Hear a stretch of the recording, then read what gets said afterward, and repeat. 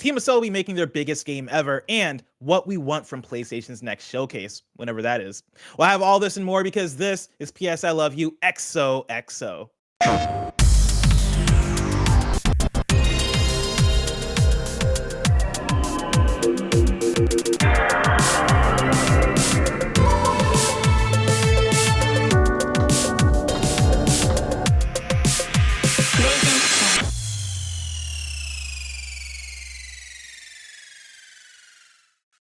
Yo, what's up? Welcome to PS I Love You XOXO. I'm one of your hosts, Blessing Adeoye Jr. I'm joined by Janet Garcia. Barrett's on the ones and twos. And remember, this is your PlayStation podcast. Each and every week, we join you to talk about the biggest topics in PlayStation.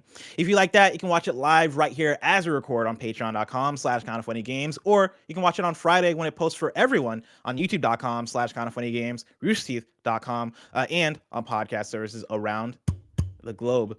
Remember, you can use Epic Creator Code KindaFunny on all Epic Store and Epic in-game purchases like Rocket League and Fortnite to help support the channel. Thank you to our Patreon producers, Gordon McGuire, Fargo Brady, Pranksy, Dan Golden Spider B, Tyler Ross, Delaney Twining, First Responder ND, Julian the Gluten-Free Gamer, James Hastings, and Casey Andrew. Today we're brought to you by Shopify and Uplift, but let's start with a PSN message from you. Before I get into that though, Janet, shout out to that Cult of the Lamb pin you got going on. Oh, you did choose to reference this very I told you I'd find a way to work it in. There we go. Show it to the audience. That's the best I can do. It's the little hat. It's the little the little follower hat. Did you get the actual Cult of the Lamb beanie that they sent? Yeah, I don't have it. Because I got mine too, and I love it. I don't have it on me, but I do have. Hold on. She's digging. I do have the paper hat, like the Burger King all of It's your birthday. The have it your wayification of game PR. It's hard to do this when you're looking at the camera. There we go. Yeah. But yeah, I have that. I have the beanie because I got one of the little press content creator box things. So yeah, it was cool. Yeah. And the game's been awesome. I've just been putting off finishing it because I'm playing on PC like a sinner because it has that amazing Twitch extension on PC only. So what is the Twitch extension? It's super cool, even though I love that we're opening, a show with just us not talking about PlayStation. The game's on PlayStation. But the Twitch extension allows for you to let your Twitch viewers, as long as they're viewing on desktop, enter in to be one of your followers. So it'll have their Twitch handle on there basically, and it's like a little raffle. They can also put in channel points towards the totem, which I haven't totally figured out what that ends up happening. And they can also vote for or against good or bad things happening to you. So they kind of can mess with the degree of the I guess RNG, right, of the game. And they're just in there. So it's cool. I have a bunch of my Twitch viewers as my cultists, and now I'm I only want to play with them. So I've been waiting until I have time to stream it again to dig back in. But very fun. I feel like I've been learning a lot about my friends based on how they've been playing Cult of the Lamb, because usually in a game like this, I feel like people will oftentimes name their characters or their their campers, or in this case their cultists, after people they know or their friends. But I've asked multiple people. I asked Greg on Gamescast, hey, are you naming people after people? And he said after a while he stopped doing that because you have to kill people in the game, and so it kind of defeats the purpose. If you make Andy and then have to kill Andy, it's okay, well maybe I shouldn't be naming everybody after people I know. But then but that I also gives asked my friend more weight, Yeah. See, that's where I'm at. So far in Cult of the Lamb, I've been naming every single one of my cultists after people I know, and I don't plan to stop. Right. If he dies, he dies. You know what exactly. I mean? That was the one unfortunate thing on mine. I played on Steam Deck again. I love that we're talking about this game and no context on being PS5. I think I had a bug on mine where I couldn't name my cultists. I kept going in and trying to name him Kevin. I tried to keep making Kevin the first my first cult member, because my cult was called what was it? It was Lulu's Liberation, and so I felt like it was right to have Kevin worship Lulu, because in real life Lulu really loves Kevin. And so I kept trying to name new cult members Kevin, and it would always revert back to whatever their original name was, because they give it a randomized name at first, and so that was unfortunate. So it's not even a keyboard, because your keyboard pops up and you're typing it out, and and it'll be there. It'll still be on the side when you're kind of checking off the other attributes of the cultist, and then I'll press save, and then it'll go back to their original name, and I'm oh man. But I even found, without being able to name my cult members, I was still finding myself attached to them through like the little side quests you do for them every once in a while, and then it's like, Basil Bub died. Damn it! I did something fun with Basil Bub like a couple of days ago. I'm like, no, Basil Bub. Like, oh man. You got to go for the real life names. I mean, that was like since the days of Oregon Trail when my social studies teacher did not want to teach, which was a lot of the days. You know, we were putting real people in that wagon, and people died on that journey often. That's the fun of it. I do that for any game that I can put people I know's names in. I do that. Like I said, I'm just using the Twitch extension for this to just let my like followers raffle in, which is I think is a little more fun. But if I was playing on console, I would absolutely just be putting my household, and then probably like you guys, and then everyone I know would be in there. Janet, Marty Primett writes into patreon.com/KindaFunnyGames, just like you can, with a PSN message. What is an IP that PlayStation should be making into a video game? Honestly, not sucking up to Greg, but we deserve a Superman game, and honestly, I only think PlayStation can do it. It's an interesting one. I feel like Superman games have been thrown around for a while, and the conversation always comes back to, can you make one? Can you make a good one? I think Greg Miller claims he can by just making a Telltale game, which is fair. I just don't. I'm not a Superman person. Like I've always been of the. It's like I don't know. I'm not intrigued in the character at this point in my life. But for me, I go back to I forget. It's kind of similar to a question I answered before. But like I still really want to see something like I want weird art shit. I want Love, Death, and Robots the game, where it's in a true anthology and in small snippets. And like I said, I want Media Molecule to do that. I think that'd be super fun. But other than that, like to try to come up with something new, it's so tough because I'm trying to think of an IP that would translate well, either in movement or in the inherent storytelling of things. Give me story-driven Never Have I Ever, because you and I have both watched that show, and it's so painful to see. The new season's out. You see that? No. Is it out like now? Okay. It's out. Yeah, it came out earlier this week. Like it came out last Friday. Have you watched it already, or? I watched the first episode so far. Okay. And it's more Never Have I Ever. I will be in touch. Which means Davey is still being a menace to society. Somebody needs to stop that girl. Like, somebody needs to pull her aside and have a talk, because Davey just doesn't give a fuck about anybody's well-being. Like, I'm here for like anti-policing, but when it comes to Davey, like lock this girl up. Like, put her in. Have her here. Like you gotta put her in prison. Like put handcuffs on her. She's just out here being a menace. But no, like that'd be fun. Honestly, I'm taking it too far. It's episode 1. She's not fucked up anything yet, but you already know she's going to. I still get that same energy. This is what happened to me. I don't know if I can mentally handle that show, because the same thing happened to me with Nurse Jackie. Nurse Jackie's such a banger show, but at a certain point, and like she's like fucked up the whole time. Like she's never a good person in that show. That's fine. You're along for the story. You're seeing things happen. You know, you see her struggles, da-da-da. But at one point, she does something so fucked up that I'm like, I can't keep watching it. I just can't. I cannot do it. And I've gone like on Twitter and stuff and talked to like family, friends, random people. And a lot of people drop off at that same part that I dropped off of. I'm like, there's some shit I just can't keep seeing. Have you seen Search Party? No. Because I have that with Search Party is a show. It's on HBO Max.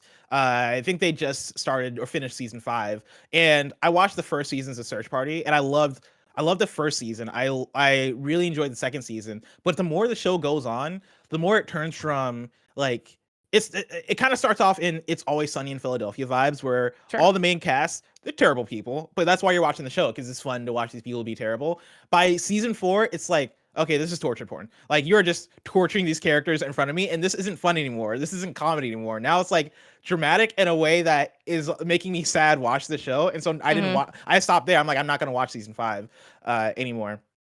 To take it back to the question though of which IP should PlayStation pick up. I remember having the conversation. I don't know if it was the same question or a different question that somebody asked, but I remember talking about Avatar: The Last Airbender. Yep. And about it was the IP czar question, right? If like if you're hired as the IP czar, which we realize may or may not be a real job. Well, it was definitely not a real job, but yeah, John Drake listened and was like, guys, they will get paid more than 80K or whatever I said, 50K. And I was like, listen, John Drake, it's a fake job anyway.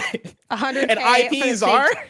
That's how you know, like, companies are, not down for you, because you won't even pay me for a fake job. Like, it doesn't cost you anything. You can't trust John corporations Drake with these fake jobs, You know what they say about John Drake? You can't trust a J name. Sorry, Janet. Do you have anything other than I don't know. I'm catching strays here early on in the episode. Yeah, I think Avatar: The Last Airbender. It's funny they mentioned that too because that mobile game just got announced recently. Yeah, I'm forgetting the details on that. The open world mobile RPG, and then there's also a different one that's being made by Mill Entertainment Mill Game Mill the one that got leaked. General Mills. General Mills cereal. Yeah, the one that got leaked, which I think is Game Mill, who they did the Nickelodeon All-Star Brawl and the kart racer that wasn't that great. And you already know that Avatar game. I can't wait to boot up an Avatar game with no licensed Avatar music and no voice acting. Blessing, like what the hell, man? It's for sure gonna be competing with Platinum's Avatar game in terms of which one of these can be more jank. But I appreciate the fact that there's somebody in the world that's like, we should make an Avatar game. They just gotta meet the right people. Like they gotta hook, they gotta like link up with John Santa Monica. That's what I've been saying. Anytime this question is brought up, Sony Santa Monica could do it. Make me an Earthbender game where you're the Avatar after Korra, and you're the Earthbender trying to figure out like how to be the new Avatar. Yeah, and like I think Sony Santa Monica would do a baller job. I still go to Guerrilla Games just because of like Horizon. I feel like already has a lot of the things that could make an Avatar game a dope game, right? Whether it is the different tribes represented, right? And each tribe kind of having their culture and their areas of the map and all that stuff. And then also like a lot of the abilities you have in Horizon being linked to, you know, area of effect and long range distance kind of weapons. I think that'll translate really well to a lot of Bender abilities. And there's already also elemental qualities to a lot of the attacks that you're doing in Horizon, which I also think you could adapt and do very similar stuff that would work pretty well in an Avatar game. I would love for Guerrilla Games or like any first party Sony studio to adapt Avatar. But my answer, since I already gave that answer before, is actually going to be James Bond. And I know that IO Interactive is already working on James Bond. I feel like you've also given that answer before. Have I? Yeah. Yeah. I've talked about James Bond because I did a Blessing show about James Bond. You specifically did talked about it in the context of Naughty Dog. Yeah. Fuck, you're right. Yeah. Give God me damn it. another one. Reach into your heart of hearts and pull out something that doesn't make any sense like I did and just own that. Yeah, I can't. Well, let me just give my James Bond argument for a second. Okay. PlayStation needs more first-person shooters. James Bond, early on in the console space, was the first-person shooter franchise. I feel like it'd be smart for PlayStation to go, you know what? We're taking it back, right? You started off Nintendo, went third-party, yada, yada. Let's invest some first-party money into making James Bond one of the more popular IPs in film, bringing it under our umbrella and owning it in the same way that we have Spider-Man own like our superhero games push. I'm sorry, Infamous. But now if I have to think of a different IP, I got a tab open called the 25 highest grossing media IP. Okay. Which is where I got James Bond from. And this is how you know like I take the show seriously, is that I always have a tab open for whatever we're talking about, try to like do the research. As I'm going down, right? You got Pokemon, you got Hello Kitty, you got Winnie the Pooh. A lot of us already have games, which is interesting. Yeah. Winnie the Pooh is number 3. Even Hello Kitty. What if you did do a wild like PlayStation Winnie the Pooh take?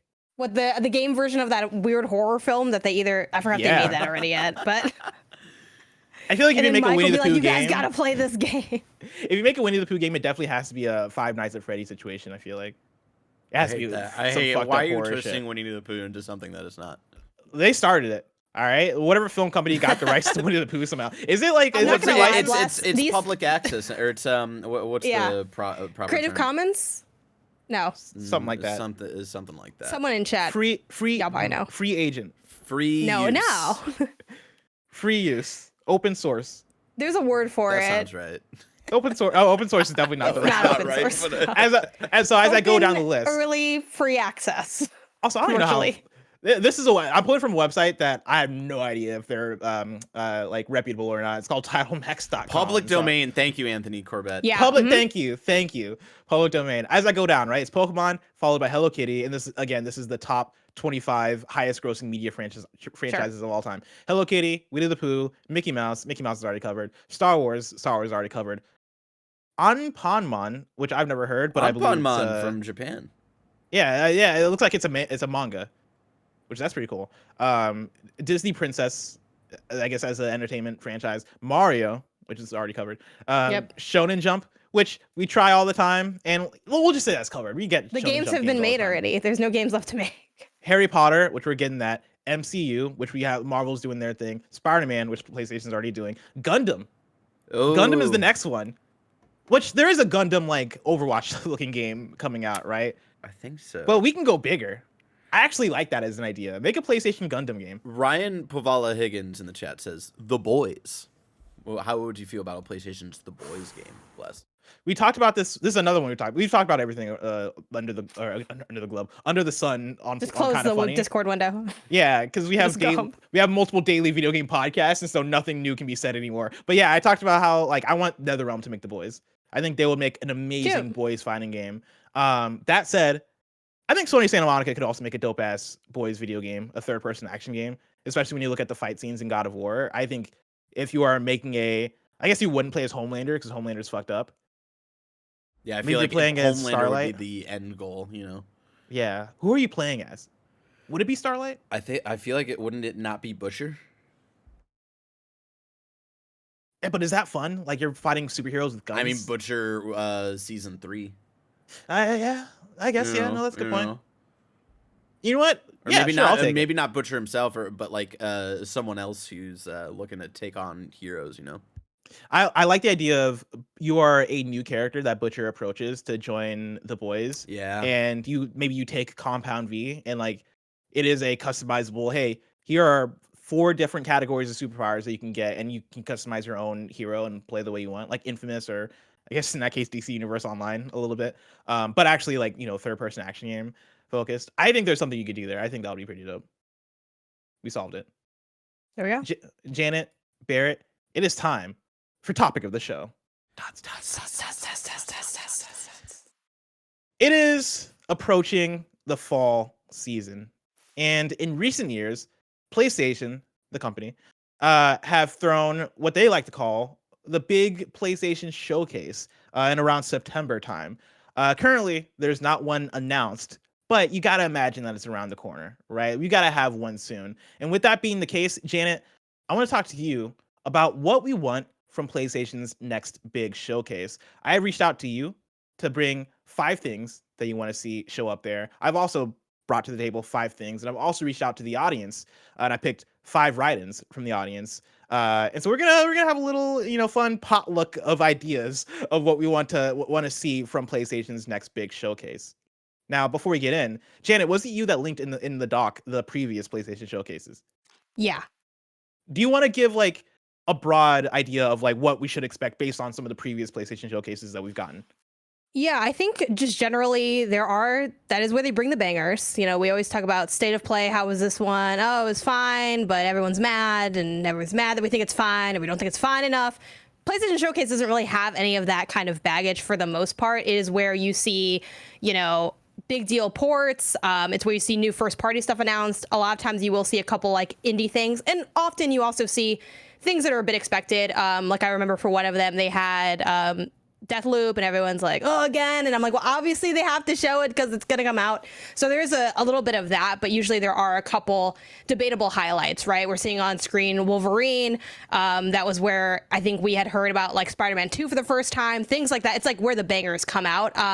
So yeah, it's a big deal showcase where you can expect a little bit of everything in terms of, I think, what we normally talk about for both predictions and wish list items. I will say usually there's not like a lot on the like hardware accessory stuff. People always predict like, oh, new controllers or whatever. Not a lot of that, but a lot of software focused hits. And I will say, like, I still think for PlayStation Showcase, there's a lot that's up in the air in terms of what could show up there. Because if you remember for that first September one that we got in 2020, right? Like, and this is after the PlayStation 5 reveal showcase that was in June. The follow-up one in September, we also got, I think we got the price and stuff of the PS5, and then also we got the PlayStation Plus collection. And so like they built some space here and there for some of those bigger platform announcements to appear. But yeah, mainly it is focused on the software. It is focused on the games. So with that being said, Janet, I'm going to let you take the stage first. What do you want to see from PlayStation's upcoming showcase, whenever that is? Okay, I think we do have some overlap too, so feel free to jump in if you have any of these same ones. The first thing I want to see, I said new is always better. I want something new. I'd love to see something new first party. I think one of the like highest suspects would be something from Sucker Punch, whether that's, the heavily rumored and like job listed follow up to Ghost of Tsushima. As a joke, I wrote Insomniac again because like why not? No, actually, Insomniac probably just needs some time off and a vacation to finish the 2 games they already have, which is bonkers at their output. But yeah, I'd want to see something first party. Like I said, I think Sucker Punch is the likely contender, but I'd be happy to see anything from any of the studios just because I always like seeing a good cadence between us having established franchises that we already know about, things in the works, and then something to look forward to on the horizon that can kind of maybe the next big thing. And I think in so many ways, Ghost already was that, right? It was kind of, we now have Jin, we got the Funko Pops, we got the movie, there's an IP hype around that franchise. So I feel like that would be likely what we see, and I'd be excited to see it. I think a lot of people assume I didn't enjoy Ghost of Tsushima just because I didn't love it the way a lot of people did. But I think the base with the combat was so fantastic. Even though I didn't finish Iki Island, I see a lot of ways that they like build on that base and get kind of like a little bit weirder and funkier with the storytelling and kind of push things further. So I'm very excited to see what the second in this franchise would look like, because I think they have such a good base, and whether you loved it or didn't love it, I think everyone can acknowledge that there's a strong foundation to this as a franchise. So yeah, I'd love to see what they do next. Yeah, I think it's interesting that you bring up Insomniac as an example of like, they've done so much in recent years. They've been carrying PlayStation on their back. Both in the previous PlayStation showcase, both revealing Spider-Man 2 and the next Wolverine game, but then also putting out Ratchet & Clank Rift Apart, and then also Spider-Man Miles Morales, and also Spider-Man Remastered, right? And that only being a couple years after the previous Spider-Man game. Insomniac has been going crazy with the work that they've been putting in for PlayStation. And so I would not expect anything new from them, even though there are reports of them working on like a multiplayer project and like all this other stuff, right? And VR around the corner. I'm sure maybe we get an Insomniac VR thing too. But I would be shocked. I would be surprised and very impressed if we saw another new Insomniac thing. That said, Spider-Man 2, I believe, is slated for 2023. And that being the case, I do think you see some kind of gameplay for Spider-Man 2, right? Even if it is a short, hey, here's a 2-minute gameplay trailer that is, us showing you Peter Parker gameplay, or Peter Parker and Miles Morales gameplay, right? Or something that shocks and engages us, because it is going to be whatever the driving, the driving feature of Spider-Man 2 is, right? Like, show me that. Is it me going to be playing as both of them? Is it me going to be introduced to whoever Venom is, or like what is the new and exciting thing that makes Spider-Man 2 hype and pop? And I think if you're able to put that in there, I think that'd be worth having. To follow up on yours though, right? You're asking for any new first party game. I'm gonna follow up with doing like a snake draft style thing where I'm gonna do 2 of mine, starting with Ghost of Tsushima, because that's the first one you mentioned. I think it's about time to show Ghost of Tsushima 2, and that's a game that I don't think is imminent. That's a game that Ghost of Tsushima 1 came out summer 2020. Legends came out shortly after that. Sucker Punch, I think they would like to take their time with Ghost of Tsushima 2. That is going to be another big open world that I'm sure is going to take a lot of work, a lot of effort to make happen and to make polish and shine the way that I think Ghost of Tsushima 1 was. With that, I don't think it's too early to tease, right? I don't think it's too early for maybe a cinematic trailer, or just to let the world know, because the world already assumes they're making Ghost of Tsushima 2. Like, it's not a secret, like we've read the job postings. We know that you got the juice out of Ghost of Tsushima 1. We know that you're going to want to follow up with that. And so why even keep it a secret, right? Like, I'd say put out a cinematic trailer if you're ready for it, obviously. Like, if you have the story set up, or like any sort of visuals you can show to kind of give an idea of what the direction of the game is, I think that could be a cool reveal. And then on top of that, what I think could even be cooler would be if you were able to confirm Ghost of Tsushima Legends, like some kind of confirm that is standalone as well, right? Because that's my expectation. I think that's a lot of people's expectations, that Ghost of Tsushima Legends this time around you're going to put out as its own thing because of this multiplayer push from PlayStation, but also because Legends 1 and Ghost of Tsushima 1 was fantastic, but it was hindered a bit by being packed in with the game, which is why later on they figured out a way to kind of spit it out into its own thing. And so, yeah, I would love for a cinematic trailer, and then the last like frame of the trailer is like a text pop-up that says like Legends will continue ...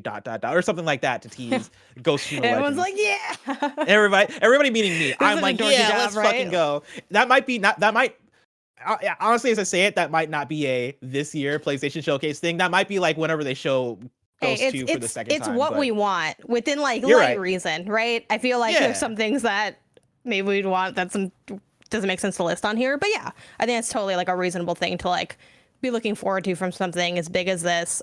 With you bring up multiplayer too, like I want to toss out one of mine, the Last of Us multiplayer. I think now, especially as we approach the Last of Us Part 1 remake. Yes, sure. Yes. Like that's kind of now that's had its moment in the sun. Depending obviously on when this hypothetical showcase did drop.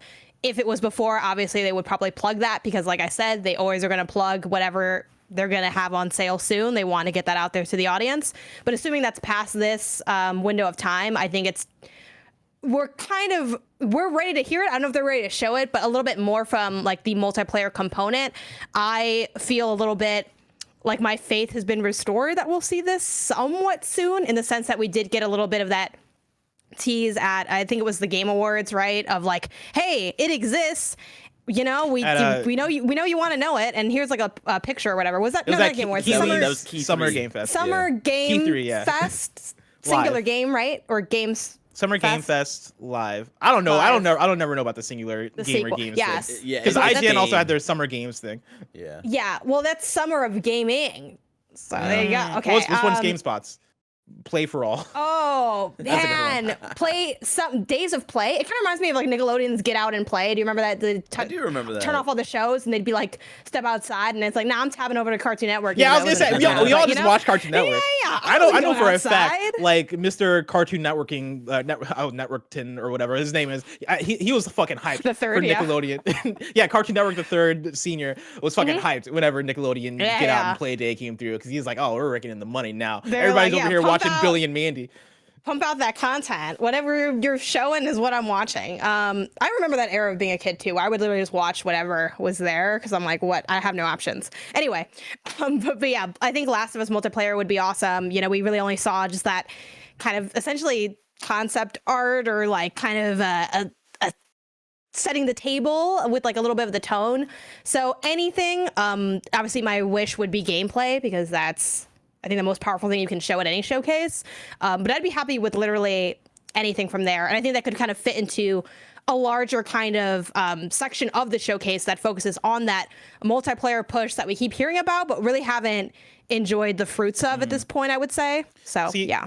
That leads into my second one as well, which is I want there to be like a hype multiplayer presence, right? And I want them to show that they're not fucking around, right? I want this to be like the next phase, and we've talked about phases a lot, right, of PlayStation. I want them to be like, yo, this is the next phase of PlayStation. We're pushing multiplayer, but we're pushing multiplayer in the dopest way possible. And this is gonna be me asking the world and knowing that, like, you know, I'm gonna say all this, y'all are gonna be like, he's crazy. Trust me, I know this is not all gonna happen, but I think a dope way for it to happen, if things do line up, would be for, hey, let's have a Bungie announcement, right? Like for whatever the multiplayer section is, let's show off whatever the new Bungie project is, the new IP that they're working on, right? I think that would be such a strong opening statement. A studio that is already known for multiplayer, a studio that all of us know can do multiplayer well, and a studio that I think was a hyped acquisition from PlayStation. You know, they have their fans, they have the Destiny fans, everybody's looking forward to what they're doing next. Lead off with that, and then get into maybe one of the handful of other multiplayer projects that you're working on, right? There's Deviation, there's Fire Sprite. Fire Sprite. I think.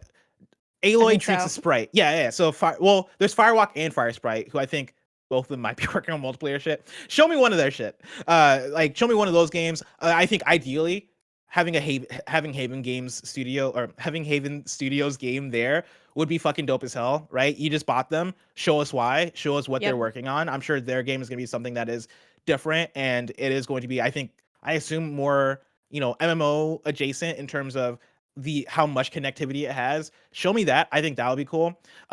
You know, give us maybe whatever Guerrilla or Insomniac are working on for their multiplayer game, because they've had the job listings that they're working on multiplayer stuff too. I think coming off of Horizon Forbidden West, I think people have Horizon fresh on their mind. If you show off a Horizon multiplayer game right now, I think that would be fucking sick as hell. I think people will get really excited about that, or whatever Insomniac's working on. Again, these are big dreams, these are big asks. I don't expect it all, but I'm just throwing this stuff out there in terms of the ways that they can contextualize this. And then, yeah, I say you close it with Last of Us Factions. Go, hey, like, you guys have seen X, Y, and Z thing from us. We showed you this, this, and this today. We have one more big multiplayer project we want to show you, and have it be some sort of visual that goes beyond concept art. I don't expect a big breakdown because, of course, at Key 3, when Neil Druckmann came out on stage, one of the things he said was that you're going to see a lot more of this game next year. And so I expect that next year sometime is going to be the full blowout for this game. Hey, this is what Last of Us Factions is. Welcome to the world of America, but like fucked up America. Welcome to the world of San Francisco. Fucked up America versus the, yeah, like, oh, welcome to, yeah, because we saw fucked up America with less graffiti somehow, but it's fine. Yeah, welcome to the world of San Francisco. And then it's been taken over by clickers. Yeah, and then we get the fake VO of people talking to each other like they're actually playing the multiplayer game with each other, and it's like really scripted and awkward, like Sea and of weird. Thieves style. Sea of Thieves, like Division. Rainbow I liked Six when Sea of Siege Thieves when did Rainbow it. Six Siege was revealed. That kind of level. I actually thought the Sea of Thieves one looked cute, but it'd be weird. I feel like to have that too, because Last of Us is such a dark world. So like, it is obviously like you can have fun in dark worlds. Like I love the gameplay of Last of Us, but like the idea of someone being like just laughing and chucking it up while people are like, oh, that's my brother. He's shot. Jameson. Oh, no, my dog. Spike. Why Spike? And you're just playing with your friend like, oh, man, I just killed that guy's dog. That's fucking crazy. Yeah. Welcome to the world of SF. All the buildings have burned down except for Salesforce Tower, which is still up somehow. God damn, that building. The last remaining beacon. The last remaining beacon. It is still dark. And for sure, Salesforce Tower is going to be that building in the background that you and your friends are going to keep seeing. And like in any Naughty Dog game, was like, we got to make it over there because that's where this faction is held up. It's for sure gonna be that. I got to make this list eventually, but like game tropes, like design tropes. I love I kind of love it. You see it at the distance, and then there's we made a lot of progress, but we're somehow way further back than when we started. But somehow also it doesn't take as long to come back because or else the game would be too long. But yeah, I think that would definitely be there. I love your shout out of Haven and like what they're working on too, because I feel like that's been a big question mark for me, and I've really been wanting to know more, especially because what we have is so weirdly like vague and ephemeral. I'm like, I just want to kind of get us a better sense of what they have going on there. Yeah, and to put a clip on Last of Us, right? Like, I don't think it'll be extensive. Once again, like all the stuff that I'm talking about in terms of like welcome to the world, save that for next year. 2 concept art photos. Yeah, give me an extra concept art photo. Show me double like the photos that we had before. What kind of like gun classes do we have in the game or something like that? No, give me like maybe I don't know, man, a 20-second teaser. Like, give me something else. Give me something more. Give me something that sets the tone beyond just concept art. I think that would be pretty fun. Janet, you know what else is fun? Audience write-ins. Cameron Kennedy writes into patreon.com/KindaFunnyGames and says, for what I want from PlayStation's next big showcase, Spider-Man 2 not getting delayed to 2024. That's it. That's all I need. So Janet, just not hearing anything about Spider-Man is positive for this person. What are the chances you think Spider-Man gets delayed to 2024? Oh, I'm going to say pretty low in the sense that I'm trying to think and feel free to chime in with like factoids if you have them. But I feel like historically Insomniac, I feel like there hasn't been a lot of delays with like their big IP titles, unless I'm forgetting something. So that's why I feel pretty good about the window that we have. There have been delays, but like not at these events, right? But like God of War was supposed to come out, I think last year. I think Horizon got delayed. Insomniac specifically. Oh, Insomniac specifically. Yeah. Since that's their you're right. You're probably right about that. Yeah, because Ratchet came out on time. I think too the fact that I also like, and this is again just like the vibes, right? There's no behind the scenes logic that I have to this, but I think the fact that they unveiled both Spider-Man 2 and Wolverine essentially at the same time speaks to like a level of like planning that makes me feel confident in their release window and then prospective release date that they do give out, because it just seems that they have a lot of content. They're just trying to give people a heads up on what they have going on. And yeah, I would just be a little surprised given how much of a call their shot moment that kind of was. Cause I remember like seeing that and they showed, I feel like they showed Wolverine first, because I remember being like, well, I guess there's not Spider-Man, because I had pretty good Spider-Man 2, and everyone said I was fucking crazy, but I wasn't, because I was fucking right. Boom. Giving myself my flowers, because no one else did. Anyway, but I saw it, I was like, you know, we could always, I feel like we don't do it enough, though, you know, like let's double back, let's take a second and go with me on this word picture. I'm sending you a bouquet right now. I never want to hear it again. Hell yeah. You know, y'all know my address. Feel free to send me anything except for hate mail, I guess, but just a rock that says suck on this. But I was shocked, because I was like, all right, this is definitely no Spider-Man 2 then. I mean, there was no world in which I thought they would show anything else after they showed Wolverine. And then when they did, I'm like, oh, they have a lot fucking going on. So again, you know, things happen. No one plans for a delay. That's why it's a delay, but I feel pretty good about what they have set up. Another one from patreon.com/KindaFunnyGames comes from Jordan Lee Rowan, who says, I feel like the stealth genre has really slipped in the last decade. Yes, there's Hitman, but other than that, what do we have? I want a PlayStation exclusive stealth game a la Metal Gear or Dishonored. Please, Sony, give me stealth. Shannon, do you think we can see a stealth game at this I say at this upcoming PlayStation showcase, at an upcoming PlayStation showcase? Yes, but I feel like we won't. And I think what I'd like to see that's maybe a little bit more it's realistic, given like the history, is I just want to see a better execution of stealth in Ghost. That's one of my big complaints about Ghost. Like, oh, be the Ghost. Where, bitch? Because I was out here just murking people left and right. And there is stealth moments in it, but I just feel like they didn't lean into it as much as I thought they would, or I feel like the setups weren't like as well done. There's of course the infamous mandatory stealth sections, which I don't think anyone was the biggest fan of. So I would love to see, I think, them flesh out that section a little bit more and make that a big highlight. And I feel like generally, like as someone that does enjoy stealth but maybe hasn't played, you know, a million stealth games, that would be something that I appreciate. Because I think having those stealth opportunities within like a larger set of, you know, gameplay mechanics, and I think even just building out like the mechanics that you can have within stealth. Obviously there were weapons in Ghost that favored stealth, like the smoke bomb, where it's like, okay, and then you can, you know, do like a takedown, but I'd like to see them build that out more, because I think when, at least for me, when I tend to think about the highlights of that game, it is the depth of the like one-on-one combat and how those kind of skill trees like went over time, while like the stealth kind of falls to the wayside a little bit, at least in my experience with it. But yeah. What about you? I would love to see more stealth stuff. I think you make a good point that we have PlayStation games that might cover stealth already. Ghost of Tsushima is a great example. And then also, I know it's not a stealth game, but there is stealth in Spider-Man, right? And there is stealth in stealth I like elements. the stealth in Spider-Man too. I feel like that was a little I enjoyed it a lot, actually. Yeah, and like you have some of that stuff in other games, but I think there is something special about big AAA games that are stealth-ass games. Metal Gear Solid 5 is still one of my favorite games of the last generation, and that is probably one of the best stealth games to ever come out. You know, Hitman 3 is another. Hitman, the franchise, the latest trilogy, I think is such a strong franchise, and like that specializes in stealth. There's so much good gameplay opportunity when it comes to stealth, and like, you know, you look at Deathloop last year, and I think Deathloop proved that you can still push that even further, right? Like, and I know that wasn't completely a stealth game. You can go loud in Deathloop, all that stuff, but you have choices. And like, I think having stealth as a big option in that game helped take it to another level. I would love to see PlayStation first party find some kind of like flag they can put in the ground and go, hey, like we are, this is our stealth franchise and this is why it's special, right? Whether it is, let's bring back Siphon Filter, or whether it is like something brand new, or putting Blue Point on Metal Gear or something like that. You know, I think there's a lot of the stealth franchises that have come and gone have been very iconic, and I think there's a lot that can be done with that space. And I'm sad that stealth like has kind of gone away in terms of the big stuff. It's like what Dishonored isn't putting out new titles anymore, really. Right. Hitman. I'm sure there's gonna be some kind of Hitman in the future, but for now they're working on James Bond. Metal Gear, we're not seeing new games come out of that. You know what? No Thief. Like Deus Ex has been put on ice. All of the dopest Batman Arkham with arguably the better stealth system than Spider-Man. Like that, you know, you're not getting any of that kind of stuff anymore. I'll let that slide.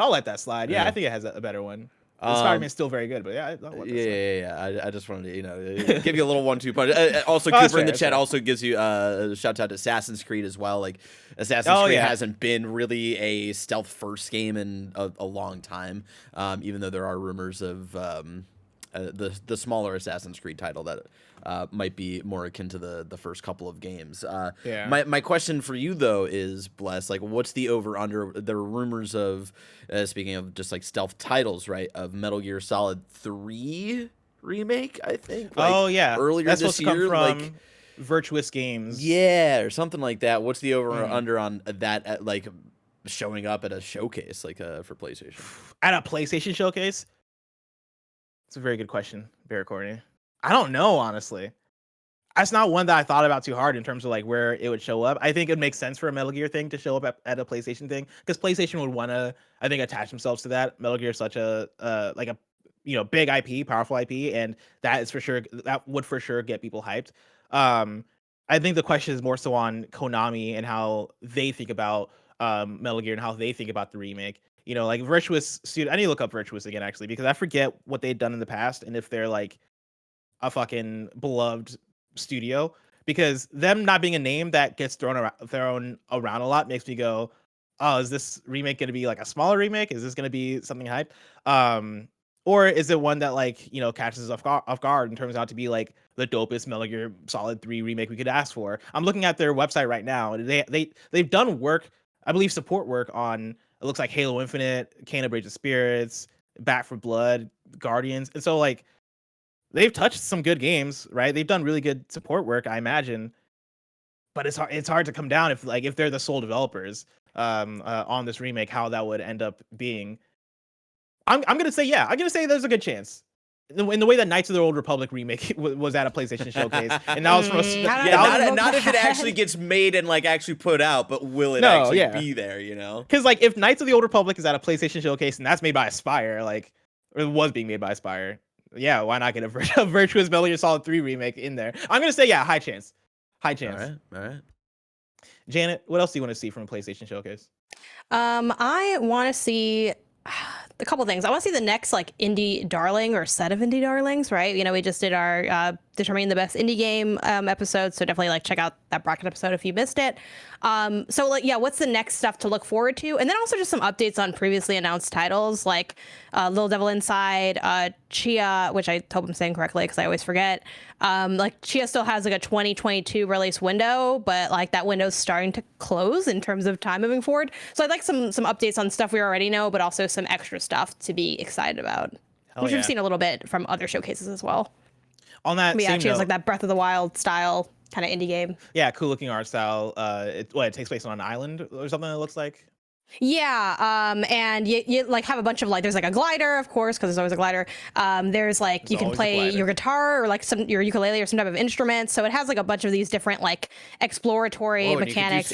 Cool, like, did you see that backflip stuff? What was that? This kid is like the most like acrobat. Okay, there's like a lot happening in this game. So I was gonna say, Chia is one of those games. I never trust the game that lets you turn into any animal. There. Yeah. What? That Assassin's Creed game lets you be a fucking eagle or some shit, right? Like, well, no, that's you, Janet. Like, I don't want to get into like the lore. No, please be that guy. But like, be that guy. Actually, like, it's you're communicating with your buddy who's an eagle. Like, you have an eagle friend and you communicate with it. And there's also eagle flight. But like, no, there's a in the last 7 years there have been multiple games announced that like you'll watch the trailer and the trailer is the main character turning into a bunch of different animals in like a wild setting. I think one of those games might have been Wild. And those games just never come out. Like there was Wild, there was Mankind, something like that. I'm pretty sure there's like 5 other ones that are all announced that look like the same game where you're just turning into different animals, and those games just never fucking set the world on fire. And so as soon as I'm watching a trailer and I see a character turning into a bunch of different animals in a forest setting, I'm like, that's but this could be the one though. You know what I mean? I mean, she did do a backflip. So there and that backflip was dope. Backflip was dope. It's true. On the similar note though, as the indie stuff, right? Little Devil Inside and Goodbye Volcano High. I'm with you that I want updates. Specifically, I want release dates. Little Devil Inside is still slated for this year, I believe, and like it's now or never, right? Like either have that show up at Gamescom happening soon, or if there's a PlayStation showcase, I think that'll be the time to put a stamp on it of it's coming in December or it's really coming in February, right? Like let me know. I think that'd be dope. And yeah, Goodbye Volcano High I think is maybe the last indie from the PlayStation showcases from 2020 that still hasn't come out aside from Little Devil Inside, and so I expect to see something on that soon, right? Like we got to get more info on that. But along with dates for those, right? I want to maybe see some sequels, some follow-ups to some older PlayStation indies. Like I would pop if we got a Kena 2 trailer, right? Or something along those. Like my thing is, you've been building. It was a fun time.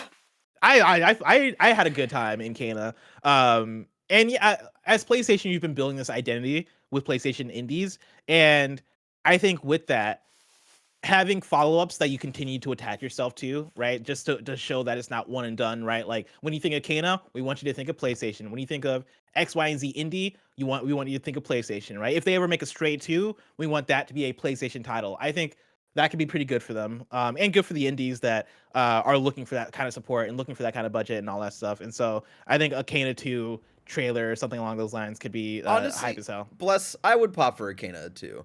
I wasn't as in love with Kena as I think you were high on it, and like Tim was high on it and stuff. But like that was also, we have to remember, that was their first game that they had ever developed, right? And so I think they could learn a lot from the first game, and I think there's like a lot of room for improvement from that first game. And so I would actually be excited to see what they could do in a follow-up for sure. Yeah, my hesitation is just that historically, like indies do not get sequels unless they're like, I actually don't really know what the differential between like how we don't see sequels mostly in the indie space.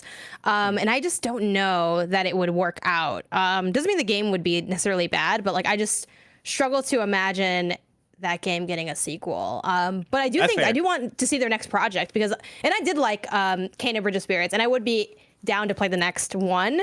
But at the same time, I feel like I would want so many things change that maybe I'm like, maybe I just want a different project. And again, I really did love the game. Like I, was the one that had the hesitancy when we moved on from it on the bracket and everything. But like at the end of the day, choices were made that I feel like I wish they weren't made in that game. So yeah, I think I'd rather just see them do another project. But that being said, it is interesting to think about what would be the like number one contenders for getting sequels and what those things look like. Because I do think, to your point, it would be great to have established kind of indie franchises a little bit. But yeah, we just don't really see that as often. So I'm not sure what would be maybe a better contender if I'm not excited about Kena 2 as much. And honestly, I think that's fair, right? I think like the alternative of it would be to see the follow-ups for the developers. Like, what is the Kena studio working on next, right? Like to see those during a PlayStation showcase, I think would get the same job 3 done. drops, no. And that's probably Overcooked 3.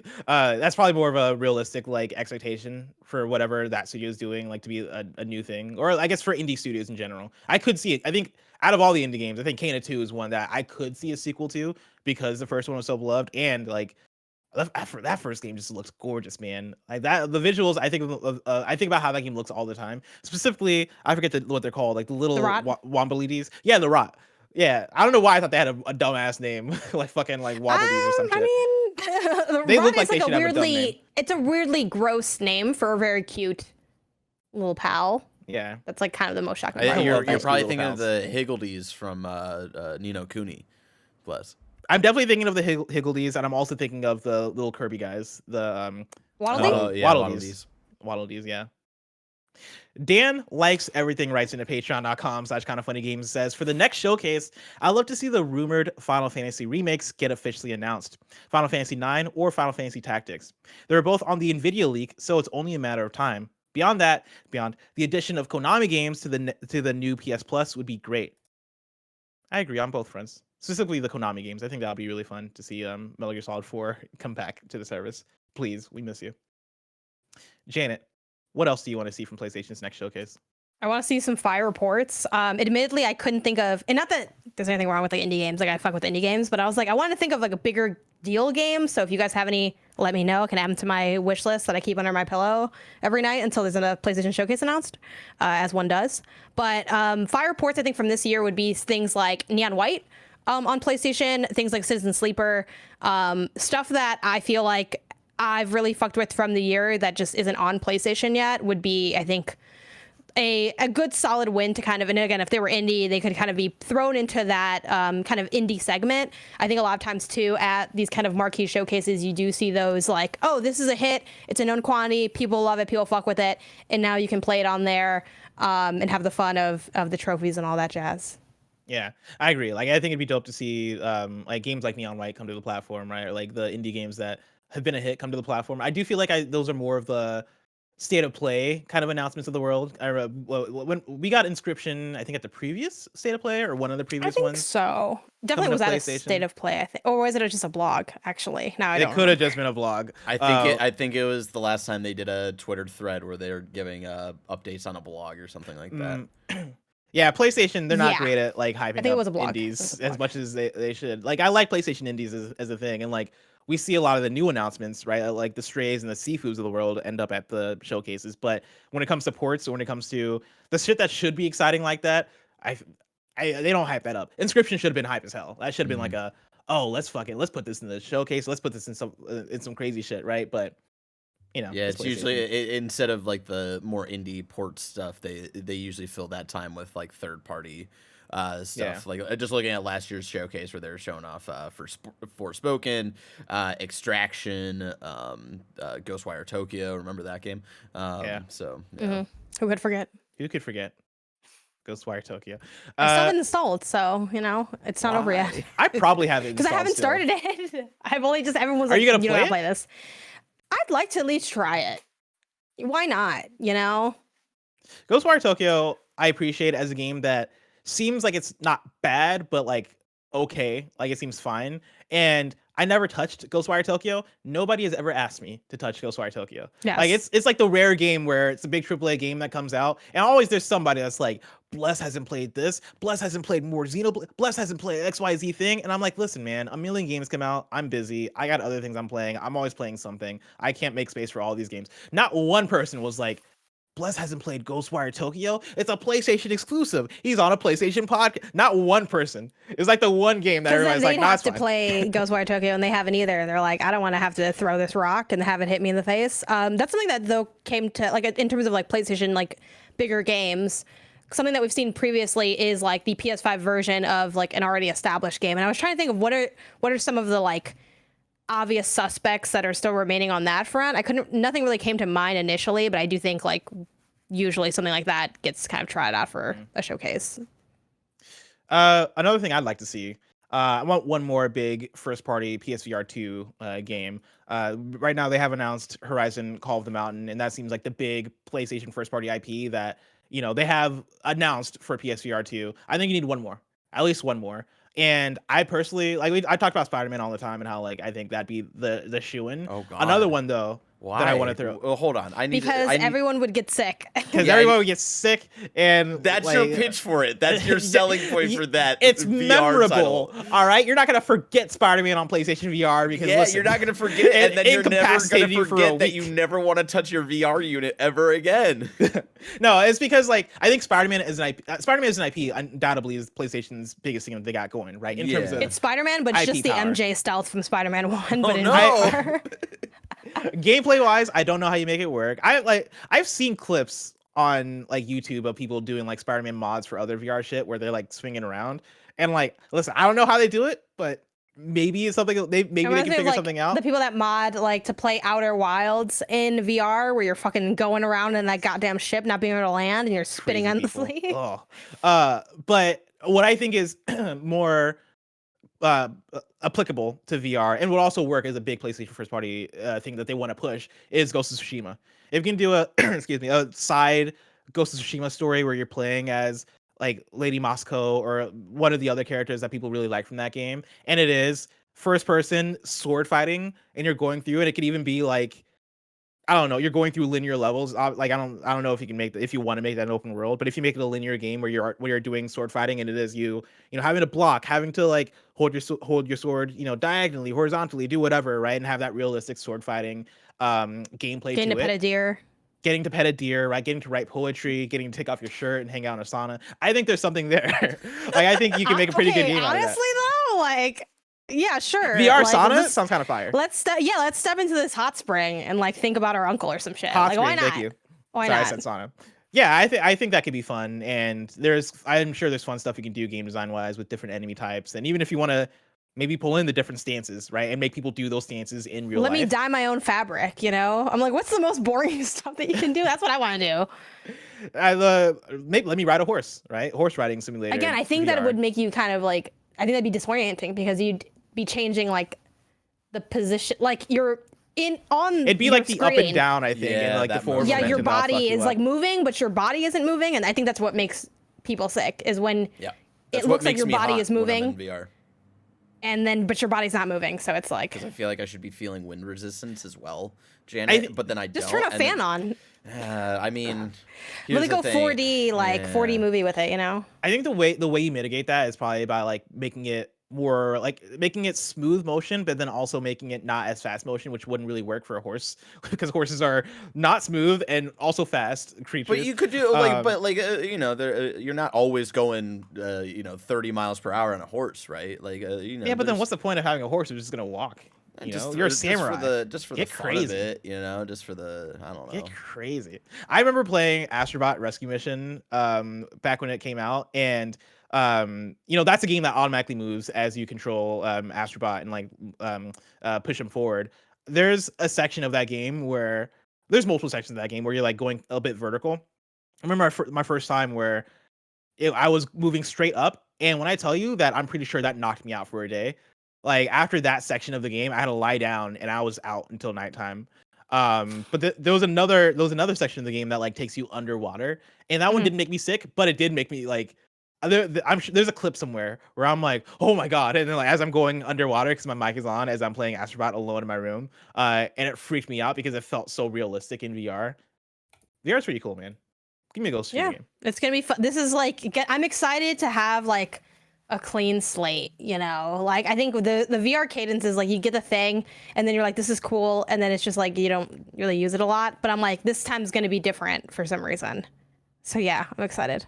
Janet, what is one last thing you want to see from PlayStation's upcoming showcase whenever it happens?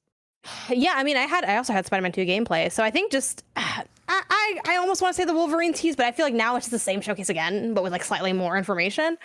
So yeah, I mean, I guess like depending on again when it hits, obviously I think seeing more God of War is kind of obvious. I don't know if it'd be new stuff at this point. It might just be like, oh, it's cut together in a different way. And just for fun, let's throw in another weird PlayStation 5 commercial in there.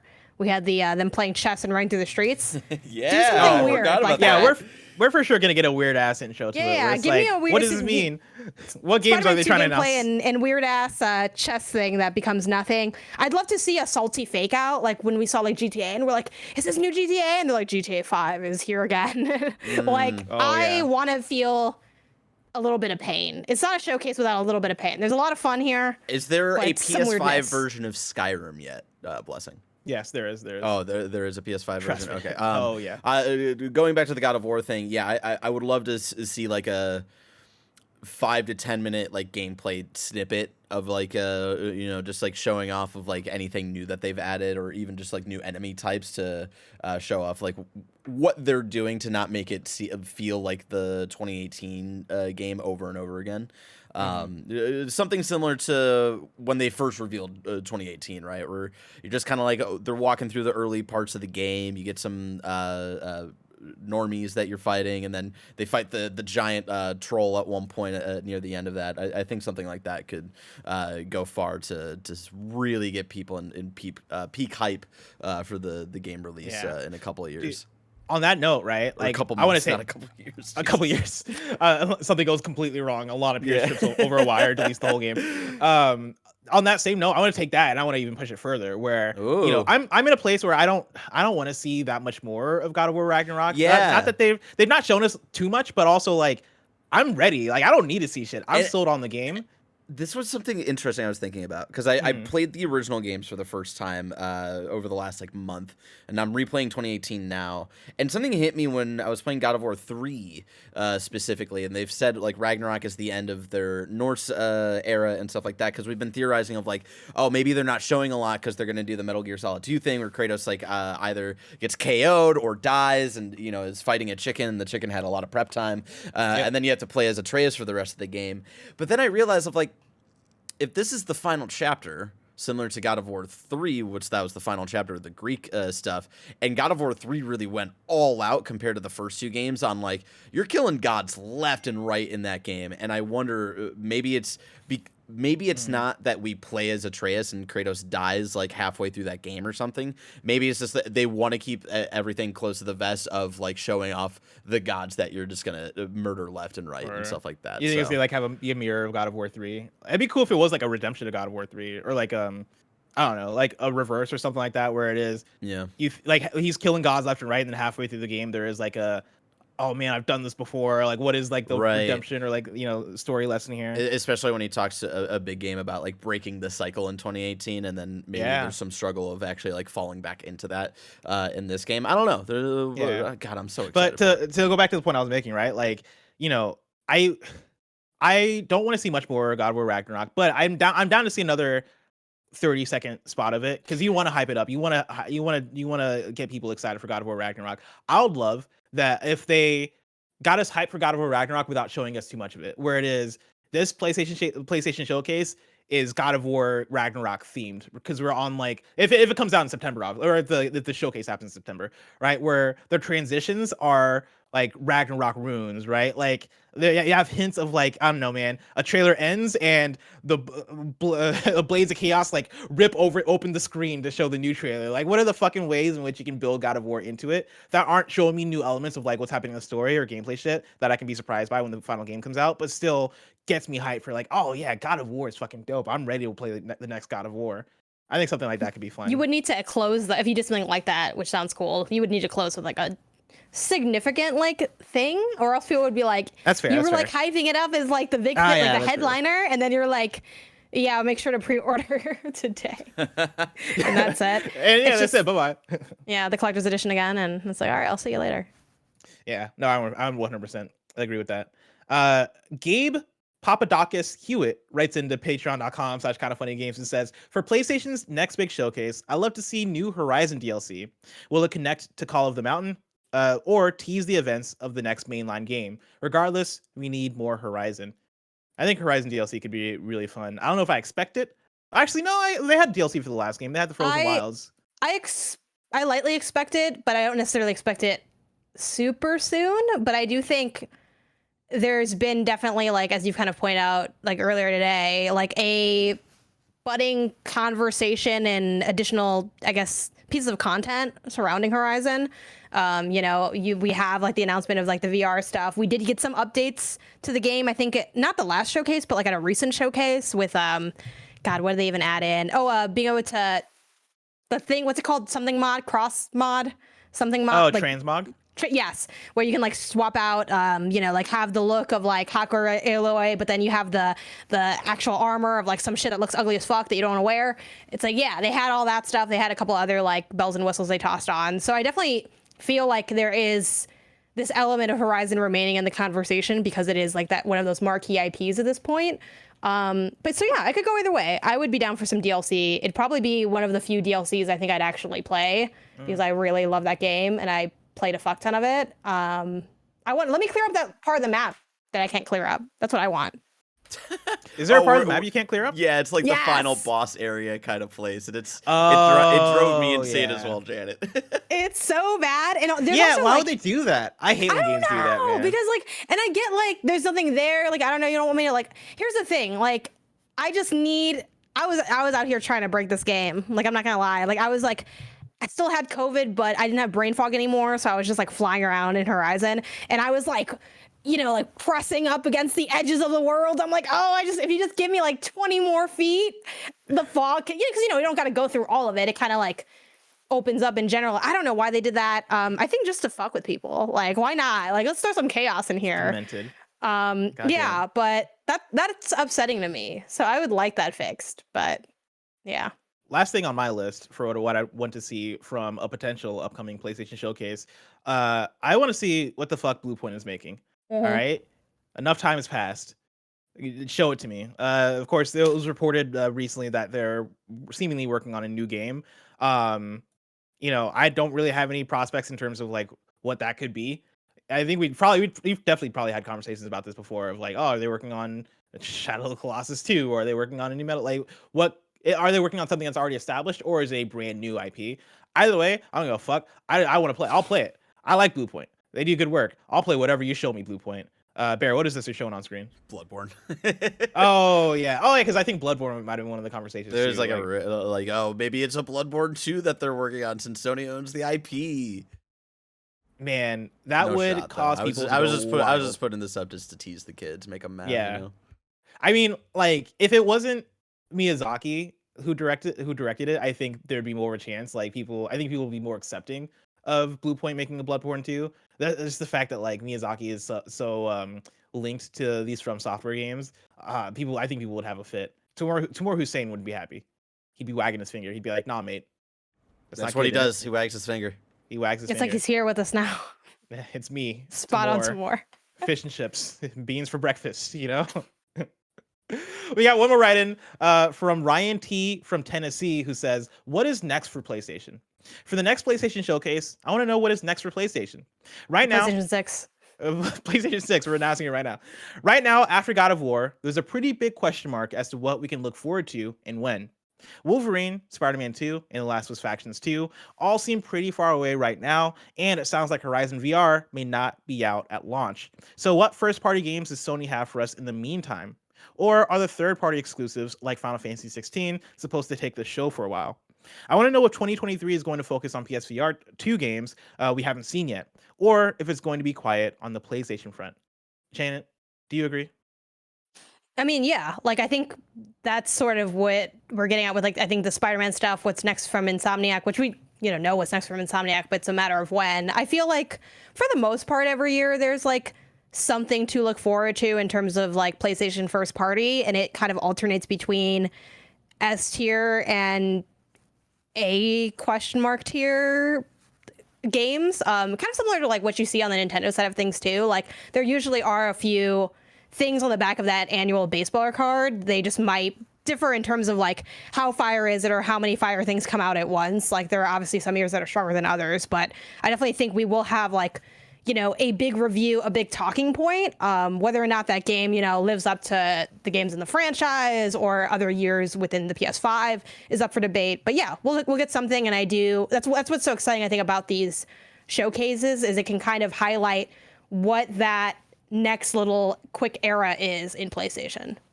Yeah, I mean, so Ryan's right in here, thinking about what's on the horizon for PlayStation. 2023 so far isn't looking that bad in my opinion, right? Because we got Final Fantasy 16. That's I believe that's next year, right? I'm not crazy. I believe that's next year. That's exclusive. We got Forspoken. That's next year. That's exclusive. Spider-Man 2. That's next year. That's exclusive. And then Final Fantasy 7 Remake Part 2, if that hits next year, which right now that's framed as next winter or winter after next, essentially. So it could be next year, could be 2024. But right there, if you're looking at those 4 games, that's a pretty good exclusive catalog right there. Like that's a good year of games. That said, I think that's kind of why I think that's also why I feel like there kind of has to be a PlayStation showcase, because I think you can fill that up with maybe 1 or 2 things, especially if some of those games slip. Which Spider-Man 2 for release will. window as well. That's kind of the big thing for 2023. Yeah. Spider-Man 2 is probably the big one. That's the big first party one, right? Everything else is third party exclusive, and I don't think PlayStation wants to rely completely on Square Enix to hold PlayStation on their backs. I think you got to have 1 or 2 other PlayStation first party things. Then we get those Spider-Man faceplates. Oh, give me more faceplates. I know we're not getting that here because that's a blog at best, but like I want more faceplates. Well, there you have it. Everything we're looking forward to, or everything we want from an upcoming PlayStation showcase. Janet, we're going to move into PlayStation updates. But before we do, I want to let people out there know about patreon.com/KindaFunnyGames, where you can go and get the show ad-free. And speaking of ads, let us tell you about our sponsors. This episode is brought to you by Shopify, who powers all of the merch on KindaFunny.com/store. Shopify is the all-in-one commerce platform to start, run, and grow your business. Shopify gives entrepreneurs the resources once reserved for big business, so upstarts, startups, and established businesses alike can sell everywhere. Shopify powers millions of businesses from first sale to full scale, including KindaFunny and Rooster Teeth. Shopify has thousands of integrations and third-party apps, from on-demand print printing to accounting to advanced chatbots and beyond. I love how Shopify has the tools and resources that make it easy for any business to succeed from down the street to around the globe. Go to shopify.com/kfgames, that's all lowercase, for a free 14-day trial and get full access to Shopify's entire suite of features. Again, that is shopify.com/kfgames. Grow your business with Shopify today. Go to shopify.com/kfgames right now. Shopify.com/kfgames. Now, Andy, take it away. Shout out to Uplift for sponsoring this episode. I've been using my Uplift desk for well over a year now. I love the thing so much I decided to write a rap song for them.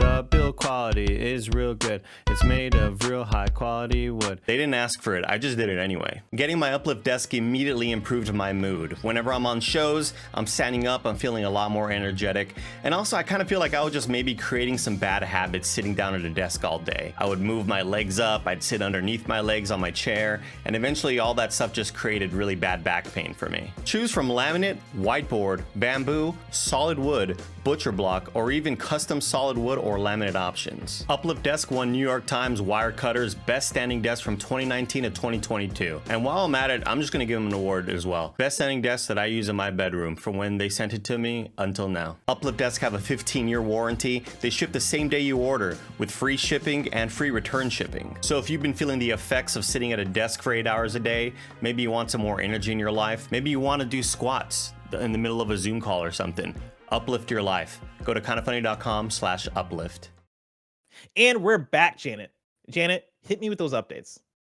This week in PlayStation, I want to know what y'all want from Team Asobi's next game. I ask because Liam Croft over at Push Square writes with the headline, Team Asobi's next game is their biggest yet. The article reads, Astro's Playroom developer Team Asobi is expanding, and its next title will be its, quote, biggest to date. Creative and studio director Nicholas Doset has said in a new GameIndustry.biz interview, the team's follow-up project to the wonderful free PS5 pack-in title will be a, quote, full-blown commercial title that explores Sony's hardware in new and creative ways. Doucette expands, any new technology, we like to take it for a spin. There's the obvious way to use it, which is the first thing we're going to try, and then we're going to try to use it in ways you're not supposed to. That leads us to interesting places. He then explains Team Asobi has hired a number of hobbyists in recent years who have creative, impressive demos out of new technology. With the pull of being able to pursue your passions, the Japanese developer has almost doubled in size since the launch of Astro's Playroom to 60 employees. Doucette expects to reach 100 people in the future. So what do y'all want this next game to be? Biggest game yet? And what weird hardware stuff are you looking for here? Ooh, what weird hardware stuff is a really good question, actually. It's funny because when they mention hardware stuff, I immediately jump to PSVR 2 because I think that is, by the time whatever the next Astrobot project is, PSVR 2 I imagine would be out by then, and you'd want to have something on there that pushes or that displays exactly like why PSVR 2 is worthwhile, and Team Asobi has proven that they're the kings and queens of that. And so like, yeah, I that's my read when I think of new technology. But I think with this, right, them expanding makes me think that maybe they're working on a PSVR 2 Astro's Playroom, right, an Astro's VR Playroom that is a 2-hour long thing, and then also working on a big PlayStation 5 actual like full-fledged Astrobot platforming game, which I think would set the world on fire. I think the PlayStation audience would love that because the PlayStation audience loves Astro's Playroom. And with that, in terms of what I'd want from it, I'd want it to be a Mario Odyssey style platformer where it is open levels. Let me run in any direction I want to collect the collectibles that I want, and like find ways to build in those linear platform challenges in an open environment, if that makes sense. I feel like that is what makes a lot of my personal favorite platformers, like the Mario Odyssey, or the like Mario 64s of the world, the Banjo-Kazooies of the world, the Donkey Kong 64s of the world, right? Like a lot of what those games have in common is like this, hey, just have fun in this theme park of a level, and you are discovering and solving these puzzles and solving these platforming challenges at your own pace. I think Team Asobi would rock that kind of game, and they've shown that they have so much quality in their design and so many cool, good ideas when it comes to like designing specific platforming challenges. And so, in terms of hardware stuff with that, I don't know what you would do that you haven't done yet in Astro's Playroom, but also your Team Asobi, so you tell me. Also, like, what would you do that wouldn't be just annoying? Because I think I can think of like funky stuff.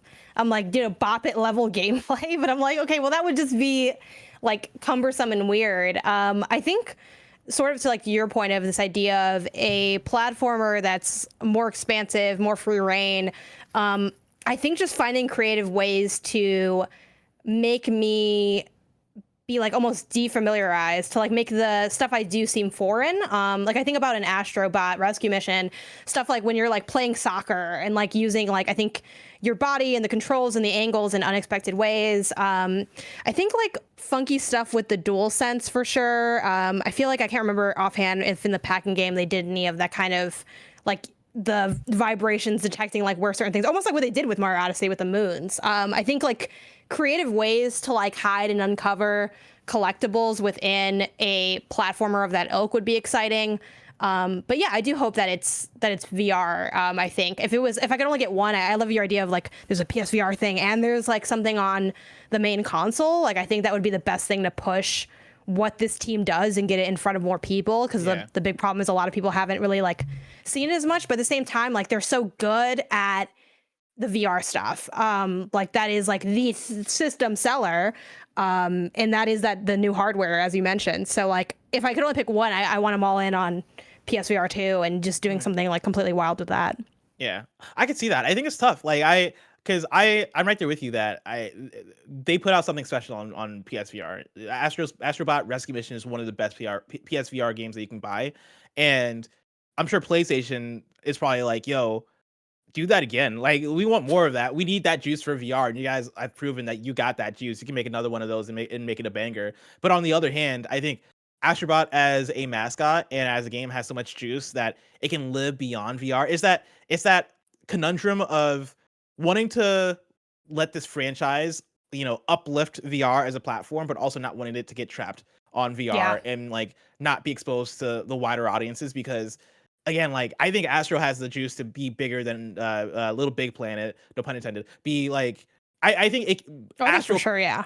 Astro can be PlayStation's Mario, right? And that's not to like compare it to like, Ellie or what we consider as like the faces of PlayStation in that way, but in the way that he is this friendly little guy that likes to dance and dress up as other characters. It's the cutest face of PlayStation. The cutest face of PlayStation, yeah. Like I love a Sackboy, but Astrobot is cuter, right? Like the design of Astrobot, I think, just has this stuff. And he has that big baby head. He's got the big baby head. I feel like if I drop him, he'll bounce right back and be good. Like he does the Carlton dance. Like he has all the things that you need in order to be a belovable character. And I think making a full-fledged Astrobot platformer that is just available on the PS5 for $60, like I think $70 might be pushing it for some people, but if you can put that out for like $40 and get people in, oh man, I think that could be magical. Like I still think about stepping into Cooling Springs for the first time and running around that beach and being like, oh shit, like this is fucking awesome. Like the music, the like all of what's going on. Like there's a certain energy that Astrobot has. The magic it has like definitely harkens over to like Odyssey for sure. Like that's what it reminded me of. It's definitely like one of the best, I think, platformers of that generation by like a lot. Like there's a joy Astrobot Rescue Mission. Yeah, like there's like. And I don't know what's the future's gonna hold with PSVR 2, and if that one will be playable on PSVR 2, but like it's really something special. Like there's a pure joy that washes over you that almost can move you to tears. Like with no exaggeration. Like the freaking fireworks area, and then it's just it's like so every good. time you get to the end of a level so and you have to pull back on your touchpad on your DualShock and then like let go and you fling him through all the coins or whatever. Like that game just like usually that would be annoying, right? This fucking touchpad integrated. I don't give a fuck about the touchpad. The fact that Astrobot made me hyped about the touchpad, like goddamn, that game has the stuff. Yeah, and I think I'd love to see if they did Astrobot Rescue Mission 2, Electric Boogaloo, whatever on PSVR 2. I'd love to see it do for PSVR 2 what Astro's Playroom did for PS5 in terms of showcasing what the hardware can do. And I feel like this kind of gestures at that, right? Of the idea of, hey, new tech, let's take it like for a spin, let's do weird things with it. Because like to this day, I don't think there is a better use of the DualSense than that pack-in game. by like a good margin, which is kind of wild because it was like one of the first things that came out. Like you would think that like something would literally surpass it the by first now. thing that came out, right? It's already on your PlayStation when you buy it. Yeah. So I'm excited to see them make me impressed. I think with PSVR 2, especially because so much of the conversation has been this is cool, but also like now that VR is older, we've seen a lot of these like technological advancements in other places. So I think they really have the ability to make it feel, special and new and fresh and, with fantastic game design that like PlayStation wants to put out there. So we'll see. I'm excited for it. But that brings me to my next question, which is, should PlayStation have its own launcher on PC? I asked this because Jordan Midler over at VGC writes, we got more proof of a PlayStation PC launcher. The article reads, Sony could soon introduce its own launcher for its PC games, following in the footsteps of Ubisoft, Rockstar, and Activision Blizzard. References to a PlayStation PC launcher have been found within the files of Marvel's Spider-Man Remastered, which launched on PlayStation last week. I can't believe that was only last week, suggesting that such a platform could be in Sony's future plans. VGC has verified these files and seen the reference to the PlayStation PC launcher. And then Bless, you also tossed in here this tweet from Shinobi602 that like links out to, I guess, like the website having popped up at one point and then having been taken down, or no, I think it's still this up. is links, really? The website went up yesterday, and like PlayStation has a specific like landing page on the PlayStation website that is for PC games. It has nothing to do with the launcher or anything like that, but it is just, here's PlayStation games that are on PC, and you scroll through and it's showing God of War, Spider-Man Remastered, is Days Gone on PC? When did that happen? Horizon Zero Dawn, Helldivers. Days Gone just can't catch a break. Oh, dude, you can tell me anything about. You can tell me Days Gone got DLC, and I was like, oh shit, I did not know. Like, when did that happen? On some toxic shit, sometimes I'm like, what if I went back and finished it? Because I am a little curious about like where it shakes out. I spent a lot of time in that game. But yeah, Bless, if you were in charge, would you launch this launcher? If I'm in charge of PlayStation, 100%. Yeah, I'm making a PlayStation PC launcher, and this is how you know that I should never be a CEO of a big corporation, because I'd be a Jim Ryan, right? I'm launching the PlayStation PC launcher. I'm taking those games off Steam and Epic, and I'm fucking putting them on the PlayStation launcher, and I'm not splitting any of that revenue, right? I am like, dude, I'm gonna be a little bitch if I was a CEO. Are you kidding me? I'm making all the money possible. But think about like. My pushback Let's against hear from the that, true CEO, Barrett. Yeah, CEO Junior. Coming in, and my CEO Junior brain, right? My pushback against that is like, yeah, you're gonna have to split revenue share a little bit on Steam, and I forget if these are on Epic as well. Like, yeah, you're gonna have to split that. But are you gonna find so many people who are already on the Steam interface and using the Steam launcher are going to be so incentivized to also like get this PlayStation launcher, to have to make a PlayStation account to get connected to trophies and all of that stuff? Like, also they are an Epic, but yeah. And so I feel like you do it everywhere, but you do the PlayStation launcher for the PlayStation fans who like to have all of that integration and stuff like that, right? I can see it being both ways. Because like, when it comes to these games coming to PC, I think the thing that people care about the most is actually getting access to the games, right? Like, I think regardless of it being a PlayStation linking situation of like getting your account on there and everything, if God of War, one of the biggest games of the year, comes to PC, I think even if you're a Steam person, you're gonna be like, but I want to play this God of War game. I guess I'll download the PlayStation launcher to play the God. I think enough people will begrudgingly download a PlayStation launcher to play those games. That said, seeing the actual website pop up gives me hope that's not what they're gonna do. I think they will actually continue to put out games on Steam and Epic, because they make it a point to call it out in the website page, right? Like, explore a range of acclaimed titles from PlayStation Studios, now available to join on PC via Steam or Epic Game Store. And as you scroll down, right, like, you can see the Steam and Epic logos in there.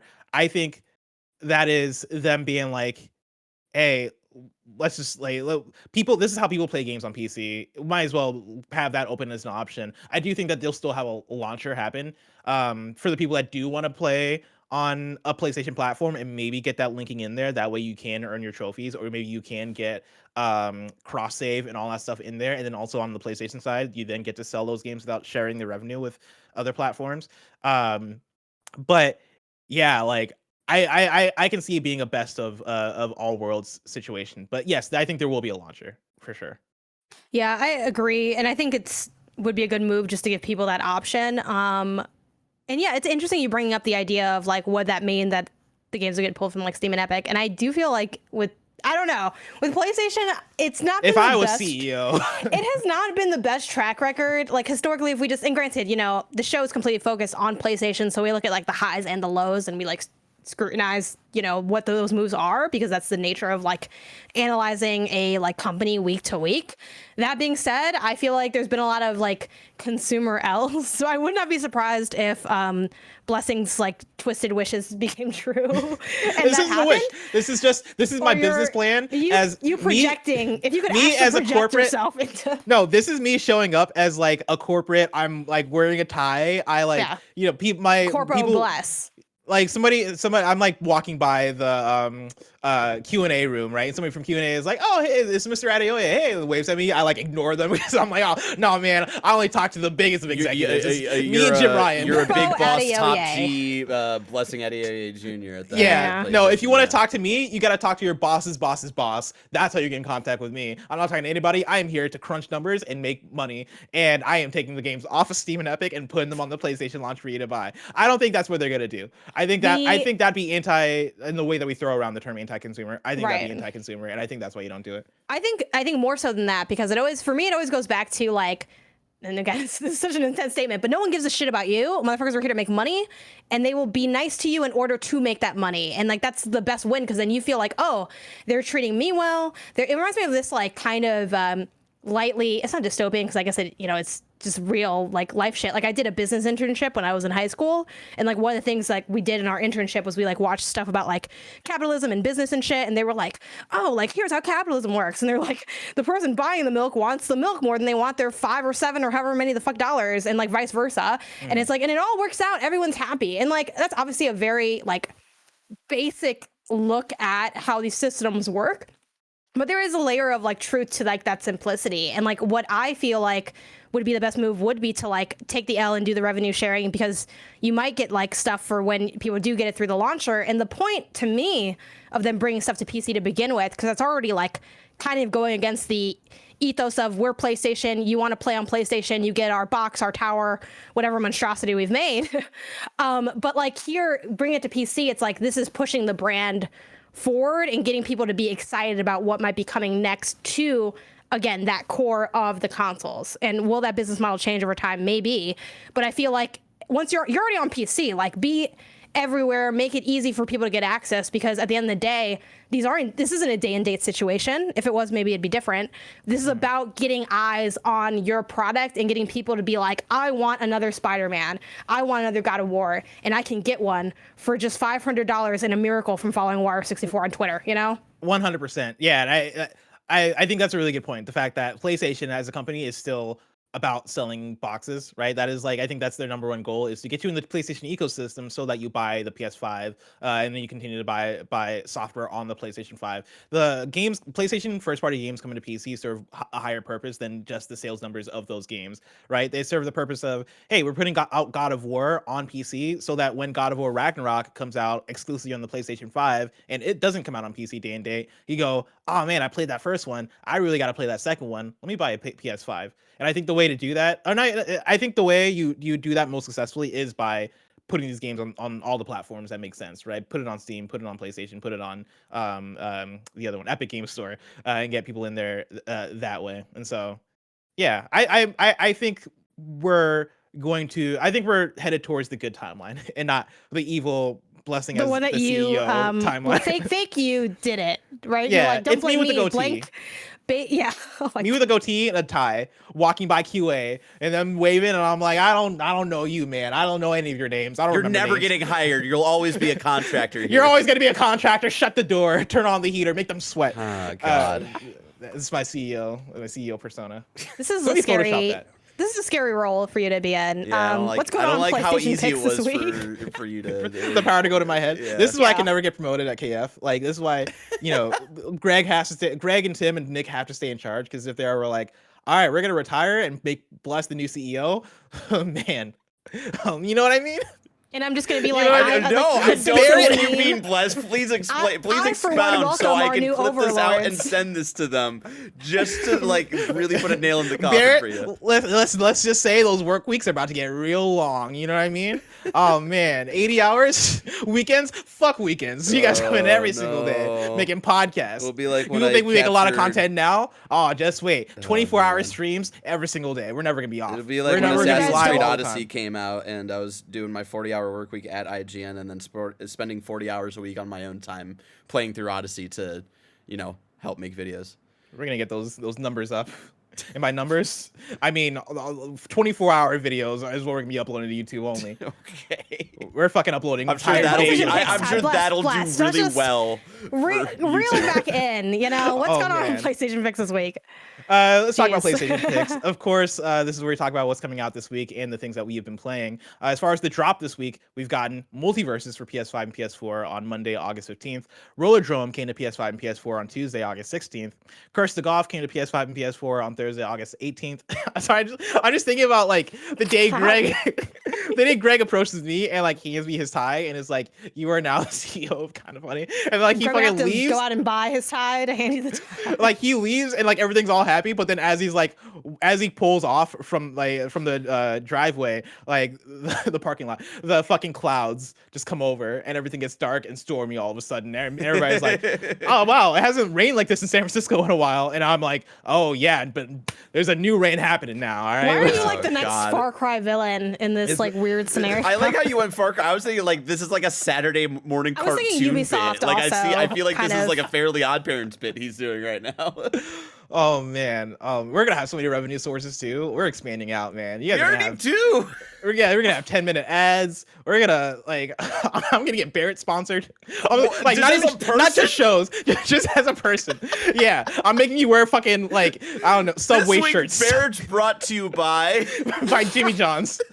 And I'm not giving a fuck about who's sponsoring the show anymore. Jimmy John's hits though. Oh, dude, the Jimmy John's bread is off the chain. That CEO sucks. sucks. Shout out to Jimmy John's. CEO sucks. Oh man, that's a lot. I'm starting to realize that as we talk here. Yeah, it's a lot of fun people. fact. So I grew up in Champaign, Illinois. Jimmy John's headquartered is Champagne in for the pain. Illinois. Champagne for the pain. You gotta rep the pain. Jimmy John is like known to be just a fucking dick. I don't know if he still lives. He did Jimmy like John? he's like a big game hunter and shit like that. Yep. And whatever. Yeah. And I always get him mixed up with Papa John's, who's also like Papa John's is also. He's he's not great. He's like crazy. He's like off the deep the end. Pizza's also ass though, so it works out. Don't tell me y'all are fucking with that Papa John's pizza. I mean, I'm not nasty. saying it's good pizza, but it's like when you kind of like when you want to done. feel nasty, like you get Papa John's pizza. If you want to feel nasty, hit up that Little Caesars. Are you joking? No, that's when you want to feel good about yourself. But also and like not break that's the bank. Yeah, that's the thing is he Little Caesars is so cheap that like of course. Are you kidding me? Of course it's gonna be that bad. How do we but feel, also you're buying it for how the do price. you feel about Domino's? Where do we fall on Domino's? I like Domino's a lot. So do I. Domino's versus Pizza Hut. Well, we talked about this already. Nobody out Pizza Hut. Y'all are Pizza Hut. I like pizza, but I worked at Pizza Hut. I gotta buy it. Oh, okay. Yeah, I forget. I You know, don't Maggie think I've also had. went to Pizza Hut. Who did? Maggie, my sister-in-law. Oh, cool. I don't know if I've been to a Pizza Hut since like I lived in Ohio, which at this point would have been more than 14 years ago. So.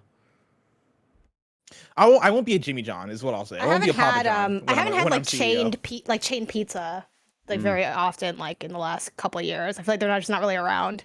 It's kind of expensive too. It's like for that price I can just get a regular pizza. But also in California, all this pizza's ass, man. Like I haven't been fucking with pizza since I came out here.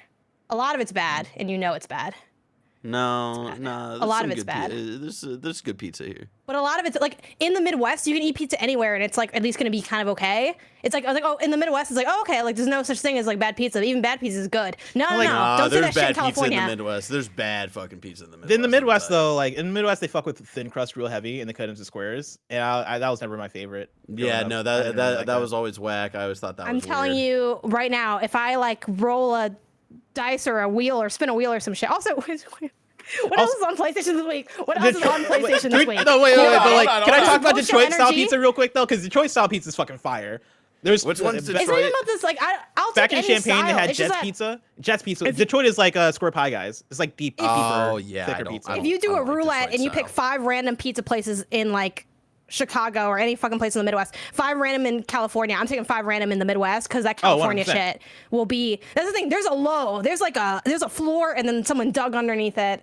But anyway, what else is coming out on PlayStation honestly, this Janet, week? I don't disagree with you. Also out today, I think I said Curse of Golf. That's Thursday, August 18th. We Are OFK. It's coming to PS5 and PS4 Thursday, August 18th. And then Madden NFL 23 is out for PS5 and PS4 on Friday, August 19th.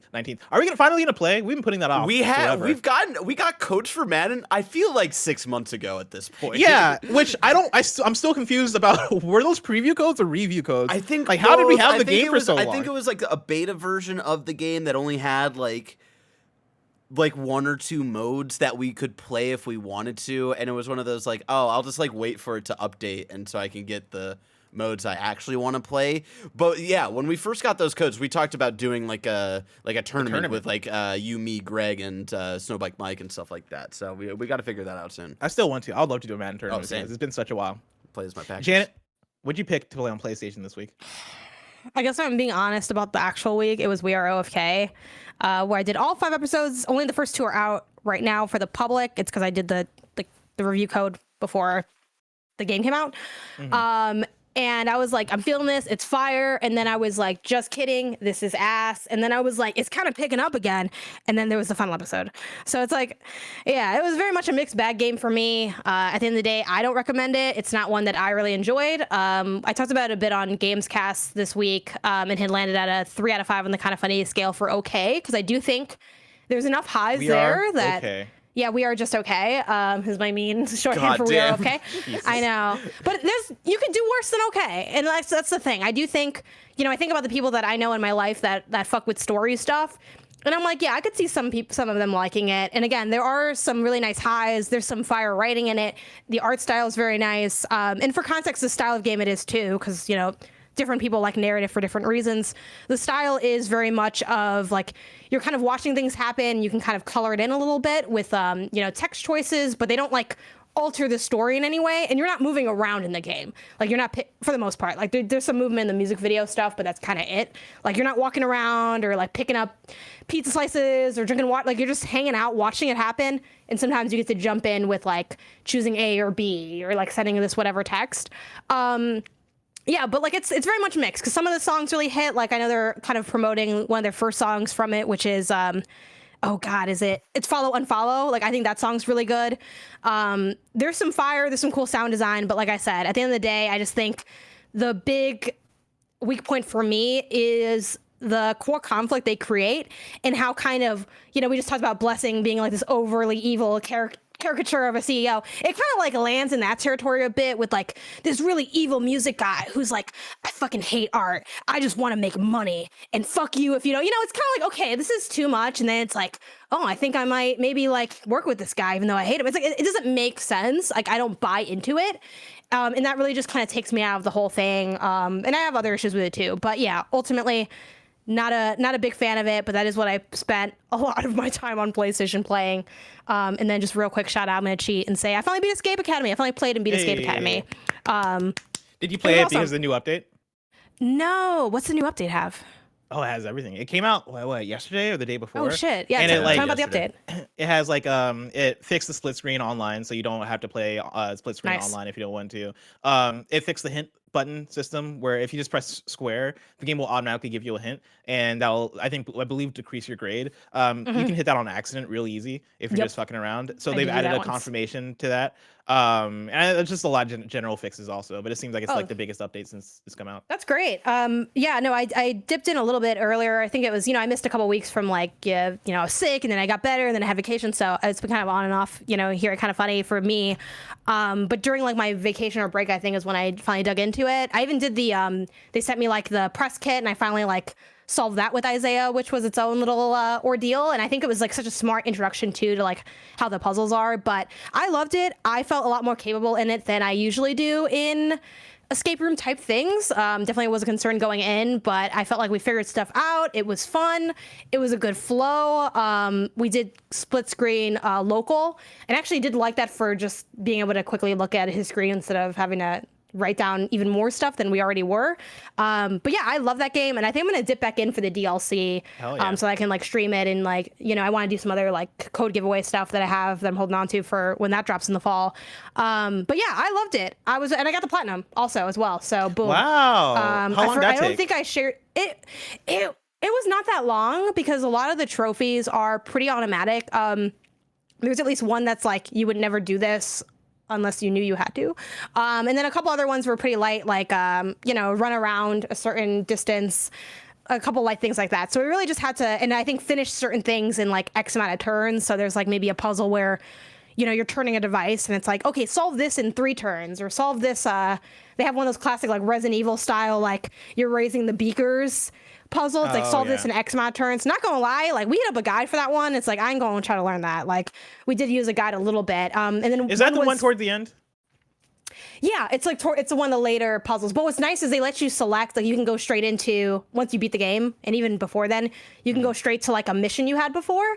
So it maybe took us like an extra 30 minutes or something for me to get the platinum. One L though is I played with Isaiah on PlayStation, but he wasn't getting the trophies. Like he played with me, but he didn't get any of the trophies. So he's like, I'll help you get the platinum, but you have to go back with me, and we have to speed run the game. And so I get the platinum. Classic Overcooked problem. Exactly. Well, it's even worse than Overcooked because Overcooked at least gave you some of the trophies. I don't know why it doesn't give you all of them.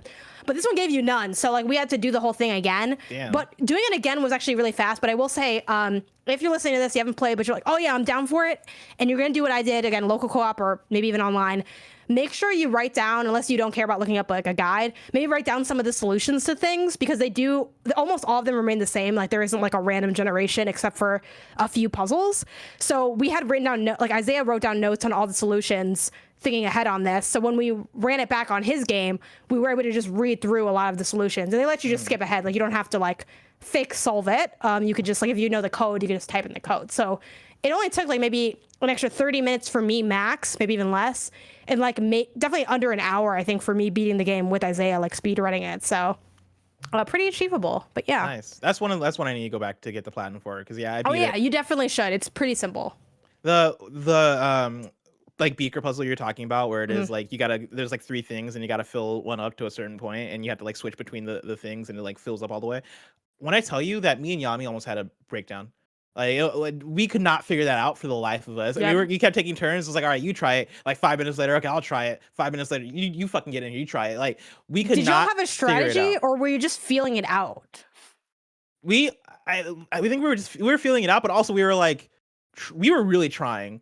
Like I don't. It was hard for us to even think of a strategy, because it is such a simple puzzle in concept, but there's like a specific, I think, number of steps you need to do, and they just make it real hard on you to like to finally get there. And I for sure know that we probably took way longer. I stepped up to it and I started like working on it, and I'm like, I'm just gonna go off vibes, because in Resident Evil, that's how I solved it too. I think it was Resident Evil 2 had that puzzle. Basically, a lot of games have that puzzle. And when I solved it there, I also just went off vibes. Like I'm like, I can't replicate this, because I just fell ass backwards into the answer. Yeah. And after watching me fail a little bit, Isaiah's like, I'll give it a go. And then Isaiah actually solved it like pretty quickly, because he like knows what the fuck. Yeah. He's like a fucking genius. We were driving ourselves crazy. Yeah. But he's like weird. Like, and also whenever math came up in that game, which wasn't a lot, but like there's a puzzle where you're like competing against somebody, and there's like this weird math weight thing. I was like, this all you. I'm just gonna stand back and I'll write down what you asked me to write down. But like, I don't fuck with the math. Yeah, dude, I love Basic Edition. Like whenever I see a puzzle game with Basic Edition, I'm like, let's fucking go. I miss this. I miss the 2nd grade. Give it to me. Hell yeah. But yeah, so that's what I played. Hell yeah. As far as what I've been playing, I have here. Oops, all redacteds. I'm playing a lot of redacted games. I can't talk about any of them. I can talk about Rollerdrome. I feel like I've talked a lot about Rollerdrome though. So like I highly recommend. We had a full convo, like a review convo on Gamescast earlier this week with me and Barrett, if you want the full thoughts. But to reiterate here real quick, that's a really good video game. I really enjoyed Rollerdrome. If you are somebody who likes Tony Hawk, or you like video games with guns, or the idea of both being switched together interests you, for sure pick up Rollerdrome. It has a great art style, has like great presentation, great energy to it, great length. Like it's a short game, but it doesn't feel like it leaves you wanting more, right? Like I think it it frames itself like a Tony Hawk campaign almost, and it has that same kind of length where it is as you're going through the objectives, or if you're hitting enough of the objectives, you then open up the next thing to go to, and it's paced similarly, and I think it's a similar level of fun. And so it's a game I would recommend to anybody. It's probably I've not looked back at my top 10 yet of the year to see where things stack up, but I wouldn't be surprised if it ends up somewhere on. What that are list. the I know like Barrett, like on Gamescast, I think you mentioned there's like maybe 18 levels, but like do you guys know how long to beat, like hours generally for that game? It took me probably like 4 hours, and I don't think it's not. I think it's way less than 18 Okay. levels. It's like the first two sections are 4 levels each, and then when I started playing last night, I saw that the second half, it's like 3 levels each, so it's somewhere in like that 15 level range. I think I might start and beat it tomorrow then, because I was gonna do it for my stream, and sometimes I throw in an extra game. I think I might just have that. To do it all in one sitting, I think is a lot, because that game is hard.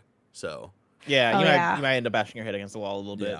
Well, I'm doing like 4 hours regardless, so we'll see what happens. I'm stuck on this one level that But yeah, I can't wait. I'm glad to hear that that you guys are liking it. I'm excited because I fuck with roller skating, so I can't wait to play tomorrow. Yeah, I think you're gonna have a fun time with it.